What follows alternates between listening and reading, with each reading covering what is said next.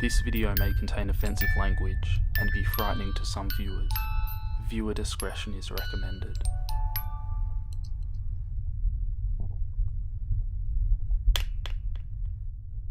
The long road home seemed to go on and on. The road continued to outstretch in front of the vehicle endlessly.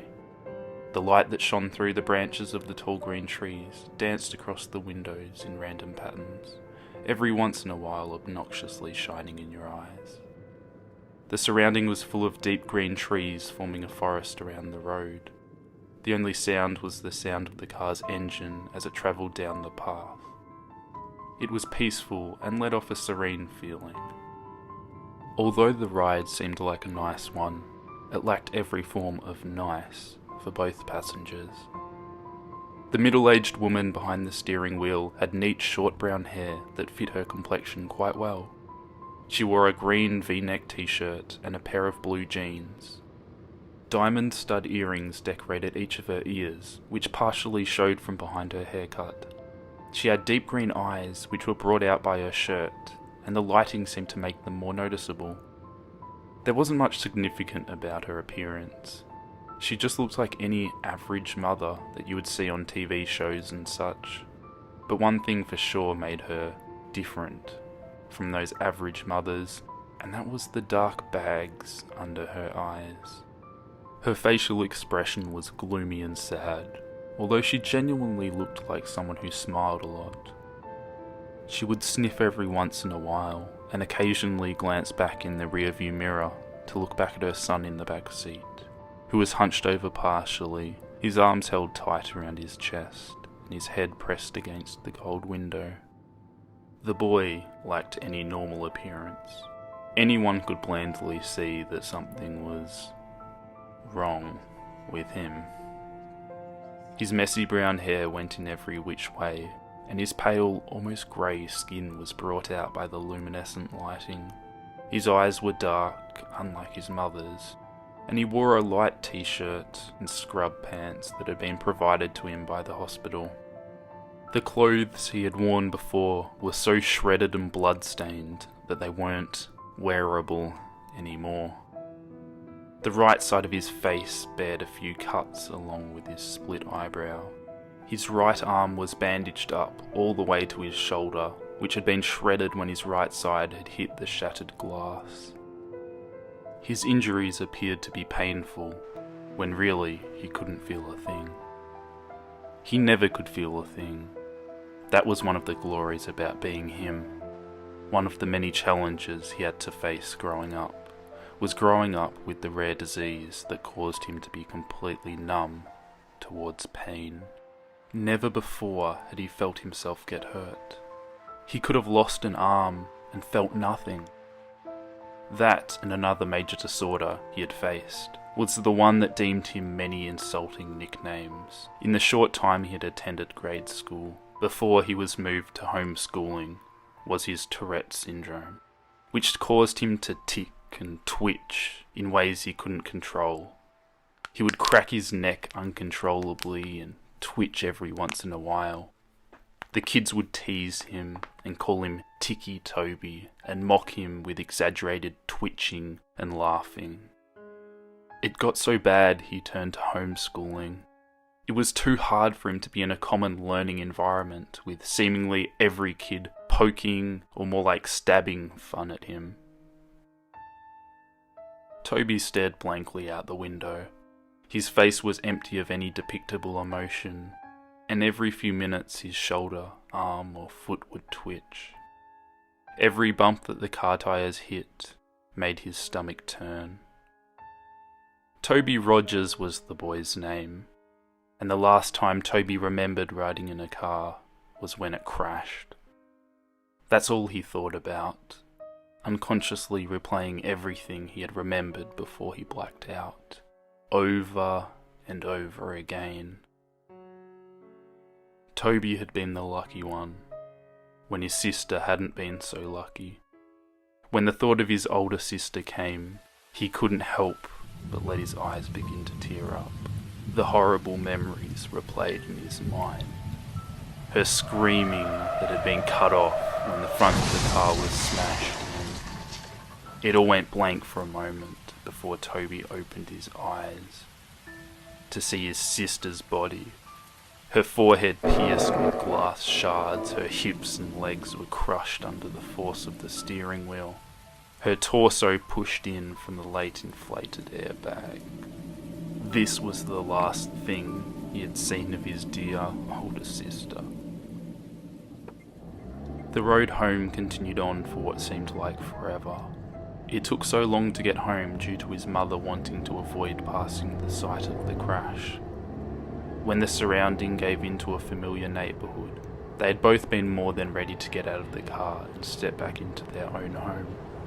It was an older neighbourhood, with quaint little houses all next to each other.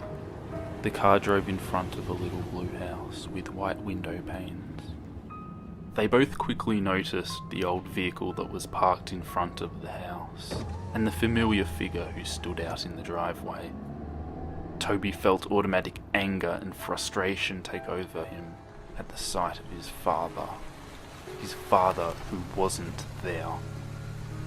His mother pulled up the car into the driveway beside him before turning off the engine and preparing to step out and face her husband. "Why is he here?" Toby said quietly as he looked back at his mother who reached to open the car door. "He's your father, Toby. He's here because he wants to see you," his mother responded in a monotone voice, trying to sound less shaky. Yet he couldn't have driven up to the hospital to see Lyra before she died. Toby narrowed his eyes out the window. "He was drunk that night, honey. He couldn't drive." "Yeah, when is he not?" Toby pushed open the door before his mother and stumbled out onto the driveway, where he met his father's gaze before looking down at his feet with a stern expression. His mother stepped out behind him and met her husband's eyes before walking around the car. His father opened up his arms, expecting a hug from his wife, but she walked past him and put her arm around Toby's shoulder and influenced him to begin walking inside. "Connie," her husband began to say under a raspy voice. "What? No welcome home hug, huh?" She ignored her husband's obnoxious words and walked past him with her son under her arm. "Hey, he's 16, he can walk himself." His father began to follow them in. "He's 17. Connie glared back at him before opening the door to the house and stepping inside. "Toby, why don't we get you in your room so you can rest, okay? I'll come get you when dinner is ready."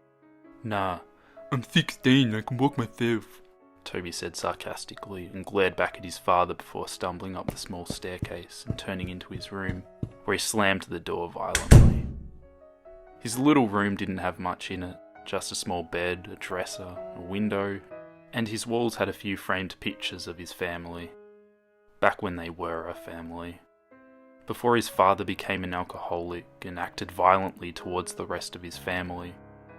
Toby remembered when he was arguing with his mother, and he grabbed her by the hair and shoved her to the floor, and when Lyra tried to break it up, he pushed her, and she hit her back on the corner of the kitchen counter. Toby could never forgive him for what he did to his mother and his sister. Never. Toby didn't care how much his father beat him down. He couldn't feel it anyway. What he did care about was how he intentionally hurt the only two people he cared about. And when he was waiting in the hospital, where his sister took her last few breaths, the only person who didn't rush there was his dad. Toby stood by the window and looked out onto the street. He could have sworn he saw things out of the corner of his eye, but quickly blamed it on the medication he had been put on. When dinner time had come around and his mother called up to him, Toby came down the stairs and hesitantly sat down at the table across from his father and in between his mother and an empty chair. It was quiet as his parents picked at their food, but Toby refused to eat. Instead, he just watched his dad with a blank stare.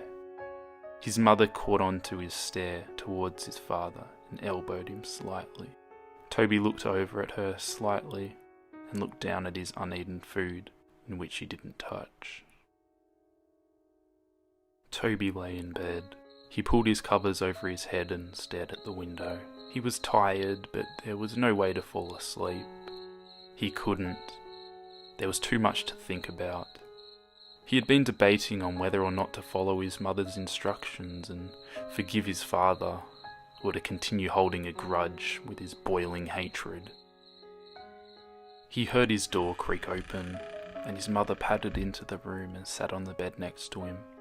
She reached over and rubbed his back, which had been turned to her. "I know it's hard, Toby. Trust me, I understand. But I promise you, it will get better," she said softly. "When is he going to leave?" Toby said with an innocent tone in his shaky voice. Connie let her gaze fall down to her feet. "I don't know, honey. He's staying as far as I know," she replied. Toby didn't respond. He just continued to look forward at the wall, holding his damaged arm near his chest. After a few minutes of silence, his mother sighed, before she leaned over to kiss his cheek and stood up and walked out of the room. "Good night," she said as she closed the door. The hours passed slowly, and Toby couldn't quit tossing and turning. Every time he let his imagination take over, he heard the screeching of tyres, the screaming of his sister, and he would uncontrollably jerk in bed. He threw off his covers laying on his back, and pulled his pillow over his face and cried into it. He could feel his chest rise and fall as he let out each shaky breath as he cried.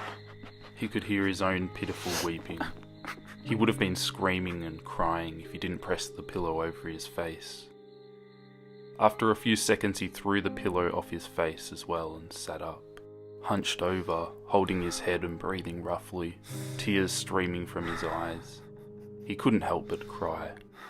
He tried to keep it in, but he couldn't help but whine and whimper as he sat there shaking. He inhaled before he stood up and walked around his bed to the window and peered out, taking deep breaths, trying to calm down. He rubbed his eyes and looked out at the group of tall pine trees across the street. He stopped suddenly, and his gaze slowly centered on something standing under the streetlight. He heard ringing in his ears, and he couldn't look away. The figure stood beside the streetlight, about 2 feet shorter than it, long arms draped at its sides as it stared up at him with non-existing eyes.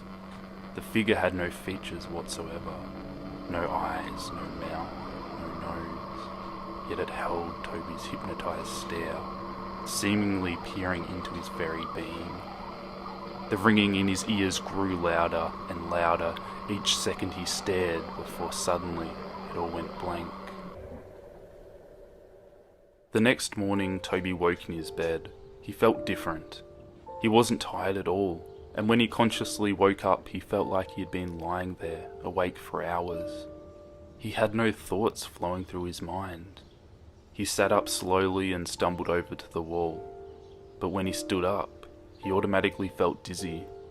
He stumbled to the doorway and walked down the stairs. His parents were sitting at the table. His father was in tune with the small TV that sat on the countertop, and his mother was reading the newspaper. She quickly looked over when she felt Toby's presence looming behind her. "Well, good morning, sleepyhead. You've been sleeping forever." She greeted him with a hesitant smile. Toby slowly looked over at the clock and noticed it was 12:30 p.m. "I made you breakfast, but it got cold. I was going to wake you up, but I felt you needed sleep." Her expression fell from happy to worried as her son resisted responding to her. "Are you all right?" Toby stumbled over and sat by his father. He felt as if he was on idle and had no control over his actions. He was seeing everything he did, but it didn't seem to register in his brain properly. He reached out to his father's arm, but his hand ended up getting slapped. His father turned to him abruptly and pushed his chair over with his foot. "Don't touch me, boy!" he yelled. His mother stood up. "All right, knock it off. That is the last thing we need." The days went by and things continued on as they were. Connie spent most of her time cleaning up the house, and her rude husband spent most of his time ordering her around. It was just how it used to be before the crash. Toby never really left his room. He would sit there by his bed and tremble. His mind would wander, but his thoughts changed too fast to be remembered. He would pace around his small room like a caged animal. Connie continued to be pushed around by her husband, being way too submissive to him, and Toby remained in his room. Before he could think twice, he would begin to chew on his hands, tearing the flesh from his fingers. He would gnaw his hands until they bled. When his mother walked in on him while he was doing so, she reacted horribly. She rushed him downstairs and grabbed the first aid kit, wrapping his hands in bandages. She demanded that he wouldn't leave her side from then. He isolated himself so much that he began to hate being around others. His memory grew glitchy as well. He'd start missing memory of minutes, hours, days, and so on. He would begin talking nonsense about things completely unrelated to conversations he would have. He'd go off about seeing things. Sharks in the sink as he washed the dishes, hearing crickets in his pillows, and seeing ghosts outside his bedroom window. All the nonsense landed him in a counsellor's office. His mother grew too anxious about his mental health. She decided it would be good for him to talk to a professional about what he was feeling. Connie walked Toby into the building, holding his hand and guiding him in. She walked him up to the front desk and began talking to the lady who sat behind it. "Mrs. Rogers?" the lady asked. "Yes, that's me," Connie nodded. "We're here to see Dr. Oliver. I'm here with Toby Rogers." "Yes, right this way." The lady stood up and led them down a long hallway. Toby looked at the framed artwork down the halls and tuned into the sound of the lady's high heels on the hardwood floor. She opened the door to a room with a table and 2 chairs. "If we can get him to sit in here for a few minutes, I'll get the doctor." She smiled and held the door open. Toby stumbled into the room and sat down at the table. He looked over at his mother and the lady before the door slowly shut behind them. He looked around the room before he held up his tightly bandaged hands and began to bite at them in an attempt to unwrap his hands, but was interrupted as the door swung open and a young woman in a black and white spotted dress stepped in. She had light blonde hair and was holding a clipboard and a pen. "Toby?" she asked with a smile. Toby looked up at her and nodded. "Nice to meet you, Toby. My name is Dr. Oliver." She put her hand out for him to shake, but hesitantly pulled away when she noticed his bandaged hands. "Oh." She smiled nervously before clearing her throat and sitting in the chair across the table from him. "So I'm going to ask you a few questions. Try and answer them as honestly as possible, okay?" She placed her clipboard down on the table. Toby nodded slowly and held his restrained hands in his lap. "How old are you, Toby?" 17, he responded quietly. She wrote that down on the paper that was clipped to the clipboard. "What is your full name?" Toby Erin Rogers." "What is your birthday?" "April 28th. "Who is your immediate family?" Toby paused for a minute before answering her question. "My mum, my dad, and..." He stopped. My sister. I heard about your sister, dear. I'm really sorry." Her expression faded into a sad, pity-filled look. Toby nodded. "Do you remember anything from the crash, Toby?" Toby looked away from her. His mind went blank for a moment. He looked down at his lap, and in the surrounding he heard a faint ringing sound. His eyes widened and he froze in his place. "Toby?" the counsellor asked. "Toby, are you listening?" Toby felt a shiver go down his spine until he froze once again and slowly looked over out the little window through the door where he saw it. A dark, featureless figure peering in at him. He stared, eyes widening, the ringing growing louder and louder until suddenly the loud voice of the counsellor broke his trance. "Toby!" she yelled. Toby jumped and fell sideways out of his chair and backed up into the corner. Dr. Oliver stood up, holding her clipboard to her chest, a surprised look in her eyes. Toby met her eyes again, his breath hitching as he twitched. That night, Toby lay in bed, his eyes dazed as he stared straight up at his ceiling. He could feel himself begin to doze off when he heard the scattering of footsteps down his hallway. He sat up and looked towards the doorway, his door wide open.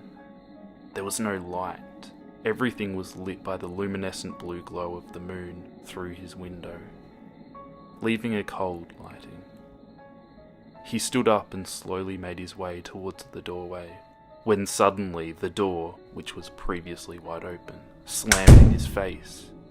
He gasped and fell back. He was out of breath when he hit the ground, and he began breathing heavily, his eyes wide open. He waited for a few seconds before getting back up on his feet. He reached out and grasped the cold door handle with his bandaged hand and creaked it open. He looked out into the dark hallway and tiptoed out of his room. The window at the end of the hallway lit up the darkness with blue moonlight as he padded his way down. He could hear footsteps rustling around him and faint giggling mixed with the pitter-patter of small feet. It sounded like a child had run in front of him, giggling and laughing in the darkness. The hallway was a lot longer than he had remembered. It seemed endless, like the ride home from the hospital. He heard a door creak in front of him. "Mum?" he called out in a shaky voice. Suddenly a door slammed behind him and he jumped and turned around. He heard a long, eerie groan from behind him that seemed to croak right in his ear. He turned around as fast as he could, and suddenly he was face to face with none other than his dead sister. Her eyes were clouded white, her skin pale, and the right side of her jaw only dangling on by tissue and muscle, glass protruding from her forehead and black blood leaking down her face. Her blonde hair pulled back in a ponytail, as it always was, wearing her grey t-shirt and athlete shorts, which were dirty and spotted with blood. Her legs were bent in ways which they shouldn't be. She stood emitting a long croaking noise, only an inch away from Toby's face. Toby yelped and fell back. "Ah!" He started to crawl backwards away from her, not able to break eye contact he held with her blank, dead eyes. He dragged himself backwards until he backed up into something. He stopped for a second. Everything was dead silent, except for his heavy breathing and crying. He slowly looked up to meet the blank face of a tall, dark figure that stood over him. Behind the tall, dark mass were rows of children, looking to range from 3 to 10 years, their eyes completely black, and dark blood leaked from their eye sockets. He screamed and stood up as fast as he could, only to be tripped by dark black tendrils that wrapped around his ankle. He fell straight onto his stomach and got the wind knocked out of his chest. He tried to scream out, but he couldn't make a sound. He wheezed out before it all went black. Toby woke up with a start. He screamed out and sat up as fast as he could, completely short of breath. He wheezed out and felt his chest with his bandaged hands. It was just a dream. Just a dream. He laid back down in his bed and rolled over on his side. It felt like a giant weight had been lifted off his chest as he took in deep breaths. He stood up and padded over to his window. He saw nothing. Nobody was out there. No ghosts, no figures. Nothing. He heard the rustling and coughing of his father out the doorway. His door was closed. He walked over and opened it, looking out into the hallway once again. He padded down the hallway and into the kitchen, where he found his dad standing and having a smoke in their living room. Toby waited a second and watched him from around the corner before a burning feeling started deep in his chest. Deep, boiling anger took over him. He heard the little imaginary voices in his head. "Do it. Do it. Do it," they chanted. He turned away and held his arms. He felt like he actually had control over himself, unlike he did for the past few weeks since he got home from the hospital. He actually had complete thoughts, where just moments before they were clouded by the chanting of the little voices in his head. Kill him. He wasn't there. He wasn't there. Kill him. Kill him. They continued on. Toby trembled. No, he wasn't gonna do it. What? Was he going crazy? No. He won't kill anyone. He can't. He hated his father, but he wasn't gonna kill him. That was it. The last thought he had before he fell into an idle state once again. The influence of the voices in his head was too much. He began to silently walk up behind his father. He reached over the counter to the knife holder in the kitchen and pulled out the largest knife that had been resting in a case. He gripped it in his hand. He felt a sensation take over his chest. He let out a snicker. He began laughing so hard he had to gasp for breath. His father turned around abruptly before he felt a brute force shove him to the floor. He grunted as the air was knocked out of him. What? He looked up at the boy who stood over him, grasping the kitchen knife in his hand. Toby, what are you doing? He went to sit up and put his arms out in front of him in self-defense. But before he knew it, Toby was on top of him. He went to grab at his neck, but his father reached out and blocked his hand by grabbing onto his wrist. Stop! Get off me, you little fucker! He yelled, and with his other hand threw an off-centre punch towards Toby's shoulder, but he didn't stop. The look in Toby's eyes was not sane. It looked as if a demon had taken control over him. He yelled back and went to stab the knife into his father's chest, but he blocked him and grabbed onto his wrist once again. He went to shove him back, but Toby kicked out with his feet in front of him and landed a hard blow straight to his face. His father recoiled and pulled his arms away to cuff his face, but Toby got back up and drove the knife straight into his shoulder. His father let out a loud cry and went to pull the knife out, but before he could, Toby threw his fist straight into his face. He began to pound his fists into his head, laughing and wheezing. He cracked his neck and grabbed the knife and ripped it out of his shoulder. He drove it deep into his dad's chest and repeatedly stabbed into his torso, blood spilling out and getting splattered everywhere. He didn't stop until his father's body went still. He threw the knife over to the side and leaned over his body, coughing and panting. He stared at his smashed-in face and sat there twitching, until a loud scream broke the silence. He looked over to see his mother standing a few feet away, covering her mouth, tears running down her face. "Toby, why did you do that?" she cried. "Why?" Toby stood up and began to back away from his father's bloody corpse. He began to back out of the kitchen. He looked down at the blood-soaked bandages on his hands and looked up at his mother one last time before he turned and ran out the house. He ran into the garage and slammed his hand against the control panel on the wall, opening the garage door. Before he ran out, he saw his father's 2 hatchets that had been hanging on a tool rack above a table full of jars, filled to the brim with rusty nails and screws. One hatchet was new. It had a bright orange handle and a shiny blade. The other was old, with a wooden handle and a dull blade. He grabbed both and looked down at the table. His eyes met a box of matches, and under the table was a red gasoline tank. He held both of the hatchets in one hand and grabbed the matches and gasoline before running out of the garage, down the driveway and up the street. As he approached the streetlight that he could see out of his own bedroom window, he heard police sirens in the distance. He turned around, and the red and blue flashing lights came rushing down the street. Toby stood for a second, before he pulled open the cap to the gasoline tank, and ran down the street spilling gasoline everywhere. When the tank was nearly empty, he turned to run into the trees. He poured the last bit of gasoline out, and then reached into his pocket and pulled out a match. He struck it against the box and immediately dropped it. In an instant, flames burst out around him. The fire caught onto the trees and the bushes around him, and before he knew it, he was surrounded by fire.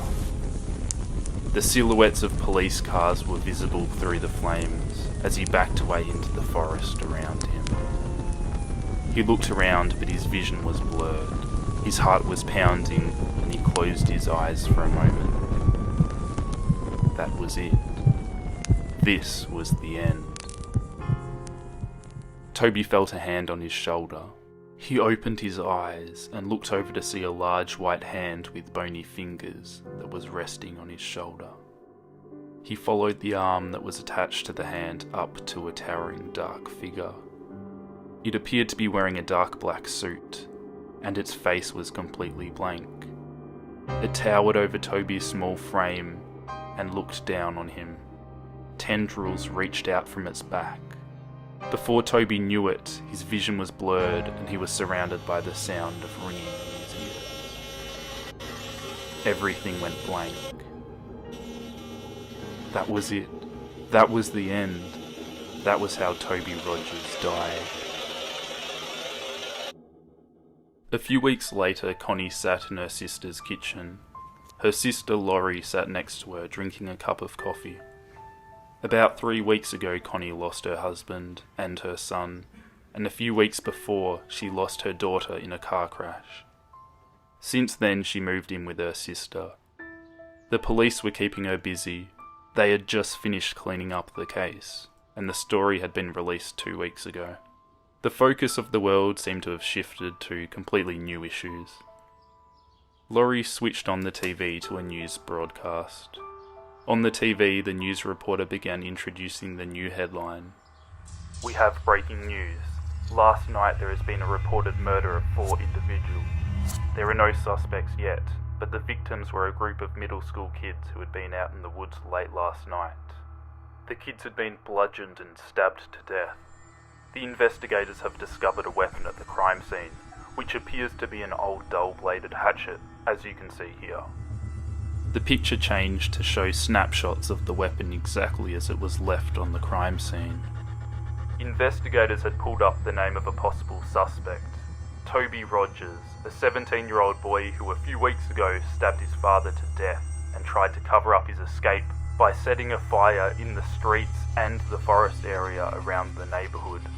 Although they had believed the young boy had died in the fire, investigators suspect that Toby Rogers may still be alive, due to the fact his body was never found.